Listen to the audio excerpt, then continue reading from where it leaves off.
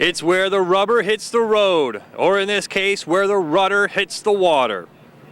Hello folks, Al Emick with you for the next 30 minutes for wall-to-wall coverage of the Streak on the Creek hydroplane races.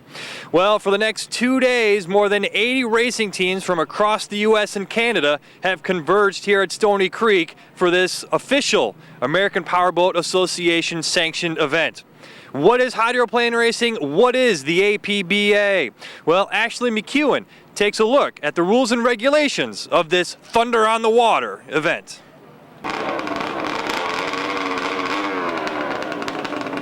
What type of hydroplane racing is going on today here at Stony Creek? What we're watching today is inboard hydroplane racing, along with also the Jersey Speed Skiffs, which is a runabout type class.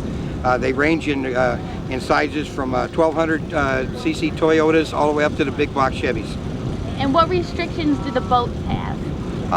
Actually, each class has their own set of do's and don'ts, safety rules, technical rules they can do. We have stock classes and modified classes. Restrictions are, some of the drivers are on restrictions because they might be a rookie, so that they can, there's certain things they can do. How is the course surveyed and set up? The course is surveyed by a surveying firm.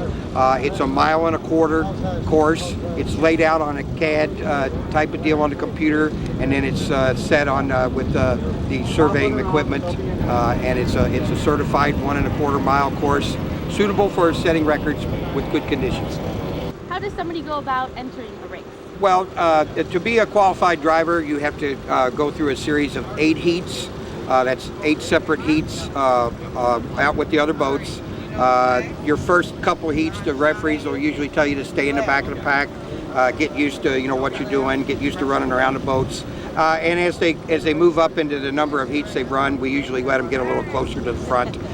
Once they complete 8 full heats satisfactorily to the referees, each heat is signed off after they complete each heat. And once they reach the number 8 heat, then they're signed off. But they still have to carry the X for 1 calendar year. That means they're a rookie for 1 year. What are the boats in the center? What do they mean? The boats in the center are our support crews. We have tow boats, we have turn judge boats, and we also have our 2 rescue boats. What do the different gunshots mean? The first cannon you hear will be the 5-minute gun. That means the boats go out into the course and they have 4 minutes to warm up and get their timing runs and their points on the race course. The next cannon will be the 1-minute gun, which means they start lining up for the start, and then the third cannon is the start of the race.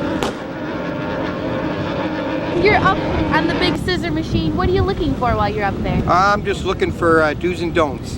We have had a drivers meeting this morning, and we go over the course rules and safety rules, explain to the drivers what they can and can't do. So basically all the turn judges and referees that are all around the race course just make sure that the drivers do what they can do and make sure they don't do what they're not supposed to do. What are some of the basic rules and regulations that the drivers have to follow? Well, there's very few rules. You can't chop, which means you can't cut across somebody unless you have 6 boat lengths in front of you. Okay, so you don't want to run across the guy's bow because that'll put him over, that'll flip a boat. Bearing out is when you're on the inside and you're moving the guy out on the outside. You can't do that either because that might take away a lane from somebody on the outside. Sometimes we start up from 8 to 12 boats at a time. So that can get real dangerous. You got to keep your lane, and you got to make sure you don't chop anybody.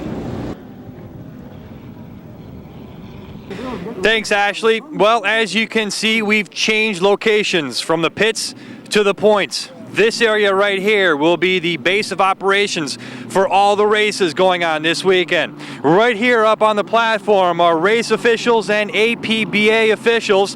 We've got the timer over here also as well behind me. Green flag, yellow flag, white flags will be on the stand right next to the timer. I had a chance to sit down with Bob Dabrowski to talk about conditions on the lake. Other than the wind, I think the water's going to be pretty well settled down. I think it's not too bad. It's when we start coming into the wind, backshoot will probably be a little dicey. It took us 5 years to get onto this lake, and now that we've got it, we've got the cooperation of the Metro Park systems, and they've been terrific. It started out as a 1-day race last year, and now we got 2 days, and this is going to be the best race course in the country, let me tell you. Okay, we are up on the deck and we're here to find out who does what during a race. Sir, can I get your name, please? Hey, I'm Randy Kaspersky. I'm a scorer. What are you responsible for during a race? Writing down as the boats cross the start-finish line. We get them in order, and that's the official scoring for each one of the individual laps. My name is Patty Miller. I'm chief scorer. That makes